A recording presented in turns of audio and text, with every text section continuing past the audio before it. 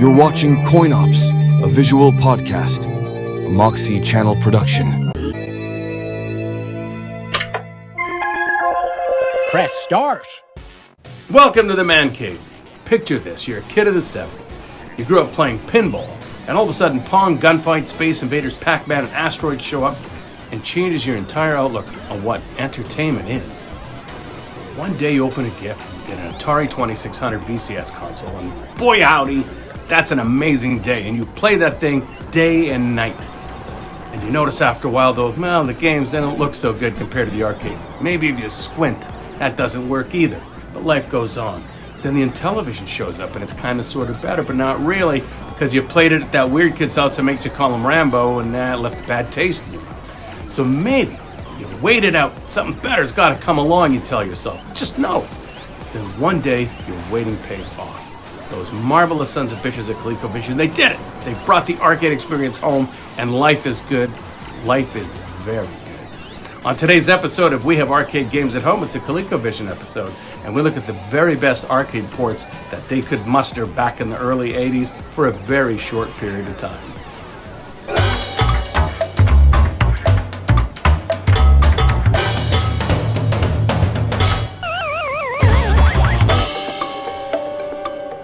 Before we hit play on today's episode, please take a moment to like, subscribe, share, comment down below. And remember, if you aren't retro gaming, what are you doing? Here we go. Watching videos like this might make you want to rush out and buy a used Colecovision from the usual sites, but be careful. Just because the system powers on doesn't mean it's working properly. Even if the seller says, you might need a new controller, you could be dealing with a faulty SN74 LS54 1N chip. If the system skips the game select screen or the character moves on its own, it's likely the issue. Fixing it involves ordering a replacement chip and doing some dismantling, desoldering, resoldering, which aren't simple tasks. Without knowing this, you might end up with a retro gaming museum piece. Alternatively, you could get a flashback mini Colecovision, but it's missing some very key games, and modding it to add more games isn't possible. The Colecovision had a short lifespan, cut short by the 1984 video game Crash. Its library includes 129 North American releases, and around 45 of those are arcade ports. I've narrowed down what I consider to be the best ones in this video. While many retro gamers on YouTube imitate AVGN's style, I kind of want to avoid that, even though I've done it myself in the past. As a former professional game reviewer for 10 years, I've critiqued my share of people's hard work. Today, this is the celebration of the ColecoVision. The developers put real effort to bring the arcade home to kids like me in the early 80s, and I'm grateful to have experienced that magical time. And to be clear, when I say arcade perfect ports in this video, I'm not talking about MAME. Some ports are missing levels, enemies, music, sound effects, and other features from the arcade versions, but that didn't stop us from loving them back in the 80s. When you first tried the Colecovision, chances are you played Shigeru Miyamoto's iconic Donkey Kong. After all, it was a pack-in with the system, so everyone probably played it whether they liked it or not. And with Mario, Donkey Kong, and Princess Pauline at home, what more could you want? Because of the 80s era CRT televisions, vertical arcade games like Donkey Kong had their aspect ratios changed to horizontal for play on TVs. In the Colecovision version, the playfield shifted from 6 girder levels to 5, and Donkey Kong was moved to the upper right side of the screen. The game kept the girders, the rivets, and the elevator stages, but the cement factory, aka pie stage, was missing in action. And I discovered a glitch as a kid that let you skip level 1. You walk towards and climb the first ladder, then walk back to the oil barrel, turn and walk toward the ladder again, but this time jumping in the middle of the first section of that ladder. You'll fall through and skip to the next level if you did it right. And while this DK is not arcade MAME perfect, it put a lot of smiles on the faces of 80s gamers and holds a top spot on Colecovision arcade ports.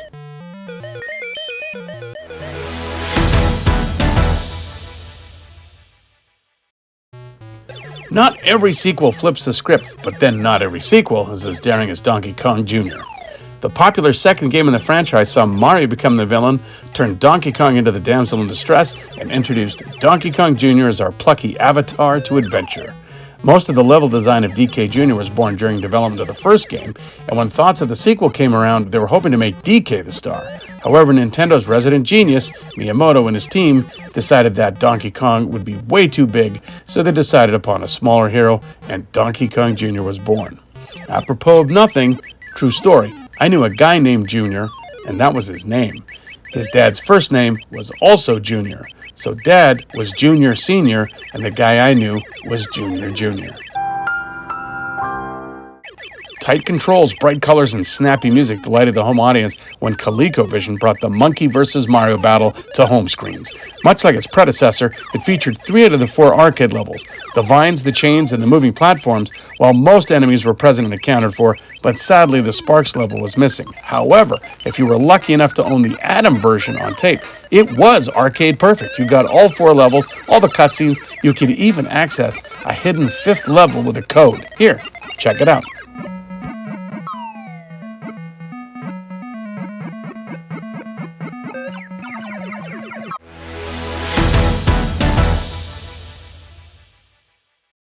You know how I knew Sega's Zaxxon was an excellent arcade port on ColecoVision? Because I couldn't play it for shit at home either. I don't know what was wrong with me. This playthrough you're watching right now is the best I've ever played Zaxxon in my life. I didn't understand isometric angles or something when it came to this game. It was like up until Zaxxon showed up, I was living happily on my 2D plane of existence, and then all of a sudden, there was depth. I don't know. I begged for Zaxxon for my birthday one year, and I got it. Determined to show those losers at the arcade who could play Zaxxon, and I succeeded. They could play Zaxxon, and I couldn't, so we all learned something. I wasted my time and a gift, and they learned they were great at Zaxxon. I know so many people who consider Zaxxon to be the best arcade game ever, and while I can't go that far, I think it looks pretty. I mean pretty cool. Pretty cool is what I meant. It captures the complete essence of the arcade in a home package, and that's why it's on this list.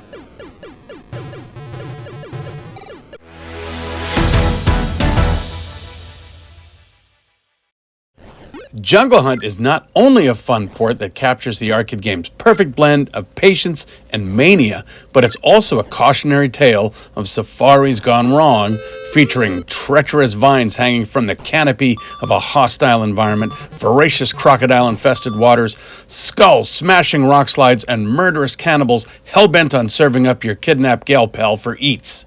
Featuring all 4 of the aforementioned arcade levels, 3 difficulties, and murderous monkeys on those vines if you get far enough, Jungle Hunt has it all. Sure, it's a tad repetitive, but it serves up that repetition in a day-glow color palette that has probably been seared into your brain since the early 80s, like CRT Burn-In. This game definitely deserved its spot on this list. Q*bert is a pseudo 3D high-concept video game that was created by Jeff Lee and Warren Davis for Gottlieb in 1982 and quickly captured the imaginations of arcade goers everywhere. As Q*bert, you were tasked with turning all of the 28 squares on a 3D pyramid to the proper color, while trying to avoid the red and purple balls that dropped onto the playfield. Purple balls would reach the bottom and transform into Coily the snake, chasing Q*bert around the levels. Q*bert could escape using the floating discs and lure Coily to his doom by making him jump off the side. Other level annoyances included Slick and Sam, who changed colors back one color if it was already changed when they landed on it. Ugg and Wrongway show up in level 3 and move strangely around the level in ways you'd least expect and definitely require avoidance at all costs. One helpful item that you get is the green ball that if Q*bert manages to nab it, pauses the movements of on-screen enemies for a short period of time. And once you complete the first 4 stages of level 1, level 2 then requires jumping on the squares twice to change the colors. Level 3 requires 3 times to change the colors, etc. To make all this work as intended, the arcade joystick was placed at a 45-degree angle to make traversing the level much easier, and the same is said for the ColecoVision version. The manual suggested you turn the controller 45 degrees. The ColecoVision port, while graphically trimmed down, I'm especially, not fond of Q*bert's transparent eyes in this version, is pretty much fantastic on all fronts. It was one of my favorites at home as a kid, and a couple of years ago, I modded a dead A1-up cab into a dedicated Q*bert cab, 45-degree joystick and all.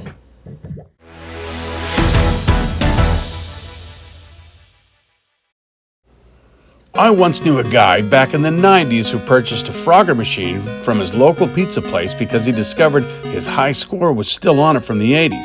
But he had to find a way to get it home without disconnecting the power, and the crazy guy from Fargo was there because he was an electrician, And sorry, that's a Seinfeld episode. Frogger answers the age-old question, why did the chicken cross the road, but with a frog? And its simplistic gameplay of avoiding traffic, alligators, and for some reason, water? Because last time I checked, frogs were amphibians, right? But whatever, sorry. So Frogger on Colecovision is downright amazing, from the graphics, the gameplay, and the spot-on arcade music.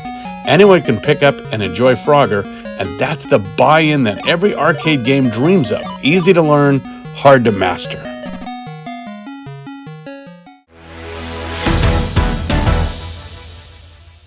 Tapper is one of history's strangest video games. The original stars a bartender who looks a bit like Mario, to be honest, and slings beer to thirsty patrons across 4 different bars. Sometimes the beverages will push the patrons right out of the bar, and sometimes that won't be enough to remove them from the premises, and they'll send their empty mugs back to you. The issue is that the patrons keep coming, and the beers need slinging, and the mugs need picking up, and the pace just gets nuts after a while. You can stop the action by picking up patrons' tips, which causes the entertainment to start up, distracting some of the drinkers from ordering, which lightens the pace a bit.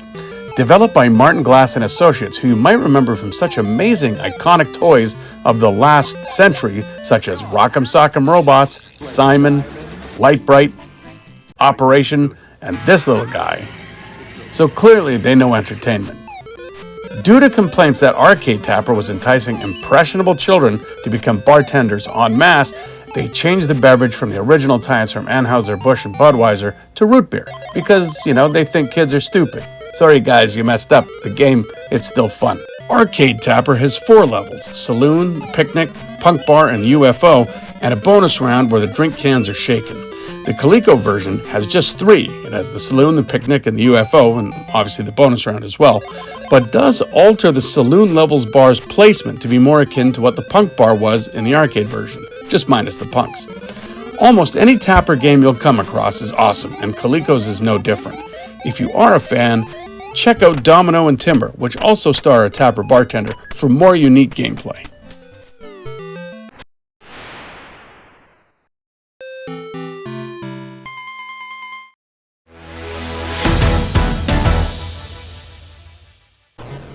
Frenzy is the sequel to Berserk, a game where players take on hordes of robots, escape through multiple gateways that lead to, you got it, more robots.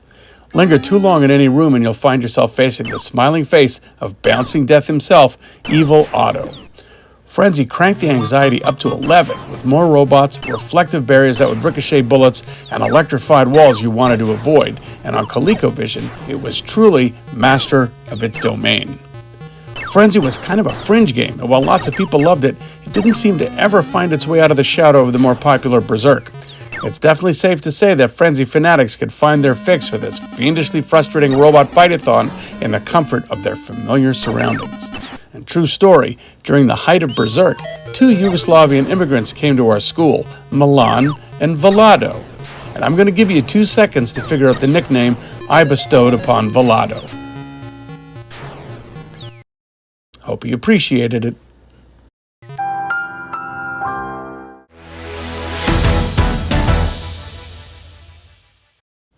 Originally released in summer '82 in Japanese arcades as Hamburger, for obvious reasons, BurgerTime became a cult classic when it arrived in North America later that year and got the name change. Featuring our persistent protagonist, Chef Peter Pepper, whose job it is to scale the ladders of the kitchen maze and build gigantic burgers made of buns, lettuce, meat, cheese, tomatoes, etc. by walking over the various parts, which drops them down a level until you complete the burger below. All the while avoiding the enemies Mr. Egg, Mr. Hot Dog, and eventually Mr. Pickle. These foes can only be vanquished by walking over the ingredients and getting the drop on them from above, or by luring them to chase you across an item and drop it down a few levels. Stun enemies with pepper, but remember, they'll only be incapacitated for a short time. The arcade version of BurgerTime features 6 levels, and the Colecovision manages to fit them all in, as well as all of the sights and sounds of the original, including 4 difficulty levels, which increases the amount of pepper Peter has to defend himself with. While it's one of those vertical games that's been squished onto a horizontal screen, it works, and BurgerTime fans will delight knowing that Dad East cooked when creating this excellent home version. BurgerTime is an addicting entry on my best of arcade ports for the Coleco.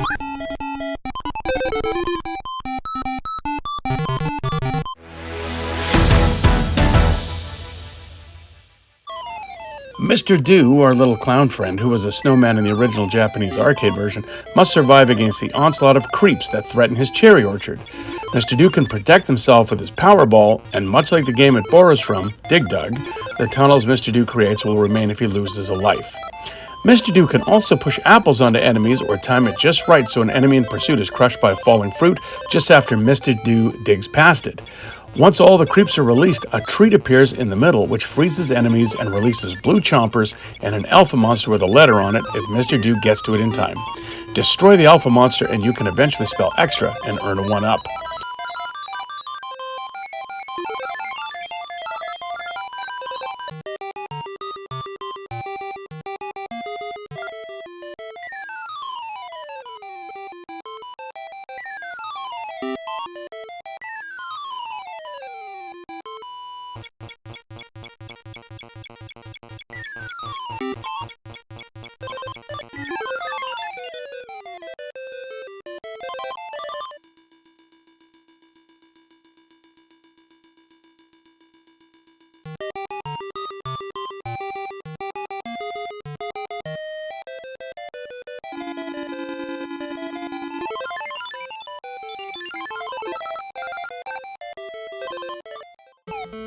Well, that's it for part 1 of We Have Arcade Games at Home, Colecovision Edition. If you didn't see your favorite Coleco game, be sure to check out part 2, coming soon, wherever quality retro gaming videos are sold. We'll see you next time, friends.